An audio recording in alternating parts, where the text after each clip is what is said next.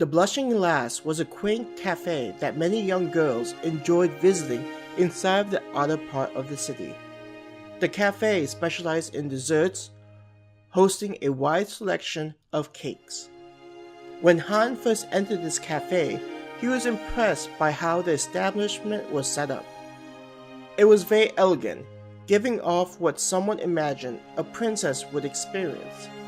Waiters and waitresses were dressed in fancy uniforms, making themselves appear like butlers and maids, respectively. What demonstrated the owner's business skills was how girls had the opportunity to purchase a monthly membership card, allowing them to receive a discount on the purchase of cakes. Pricing on the cakes ranged from a few silvers up to 20 silvers. Higher-end cake slices had fancy candy decorations, the kind you would see in those cooking competitions on TV. Regardless of the price, all the cakes were soft and moist, covered with a sweet icing. This cafe seemed to reflect the idea of the academy more than the academy itself. It didn't matter whether you were noble or commoner, everyone received an equal quality of service. Everyone treated one another with respect, so the atmosphere was always pleasant. Han and his group grabbed a seat near the back of the cafe. The layout was similar to the other businesses, where it was rectangular.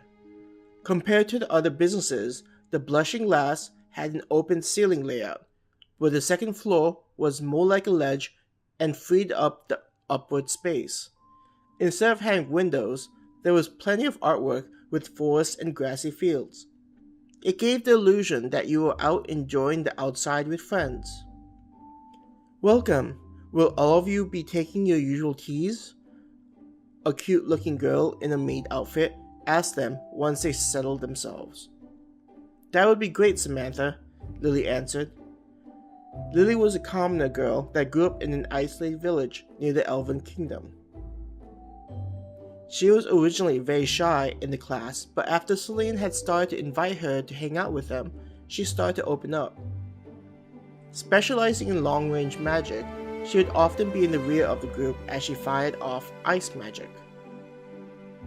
Aside from when he hung out with the group after class, Han didn't know any of these people aside from a superficial level. They were nice and fun to hang out with, but he didn't have the emotional bond he had with his creations or friends back on Earth. Even though he didn't have a strong relationship with them, a part of him felt that it was necessary to make friends. He didn't know how long he would be in this world, so making friends would improve the overall experience. Though he loved his creations, there was definitely something great about forging new bonds that gave a person warm, fuzzy feelings. Just like in the classroom, Han enjoyed the way he could sit or lay on Annapolis' tail. In this environment, he was somewhat laying on her as she rested his head on her breast. None of his other creations had this positivity to them, which is why he enjoyed his time with her. Annapolis gave him a sexy older sister vibe, the way she cared for him. Like those H-mongers where the older sister would try and teach the brother about sex when they secretly just wanted to have sex with their younger brother. "Check it out! They have a new cake!" Celine squealed in excitement before rushing to the display. The way they had set it up, an individual would walk up to the display and pull out a tag. Then, you would just hang it on a number that corresponded with your table.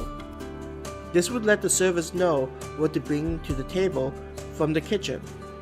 It helped to free up the process so people could see what they were getting and servers could focus on just bringing the food. Deciding that he would enjoy something sweet, Han walked up to the line of cakes. He saw a nice chocolate cake with strawberries on top, so he grabbed 2 tags and headed over to the graphical representation of the restaurant, and hung the tags on his table numbers. When he sat back down, there were already teas waiting for him. Annapolis had poured him a cup. Bringing the cup to his mouth, Han enjoyed the sweet flavor. Though bitter teas were nice, he always preferred to have sweet tasting teas.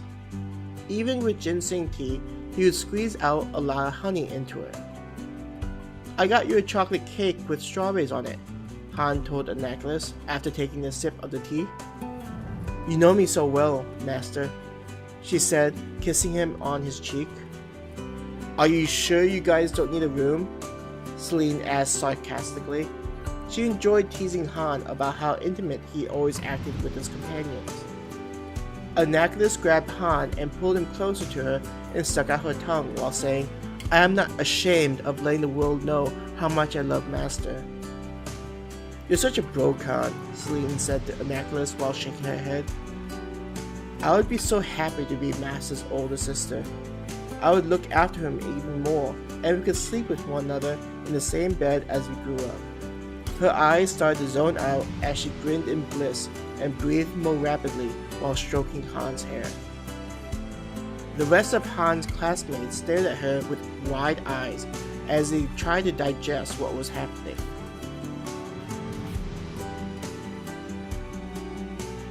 As Annapolis was feeding cake into Han's mouth, he listened to his classmates talk about the latest gossip in the city. "Have you guys seen the HPC starting to become more active with recruiting?" Celine asked the group. One of the guys that tagged along was nodding his head in agreement.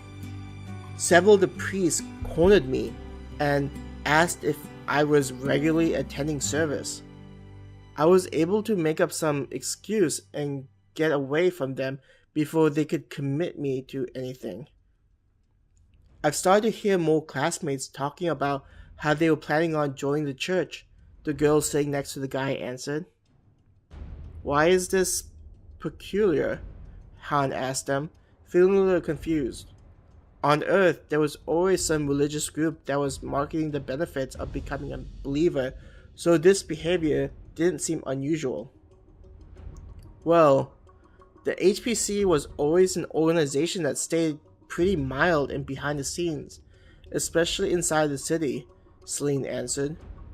"People never really talked about the HPC, and it was thought to be an extremist group with their beliefs about the overflow.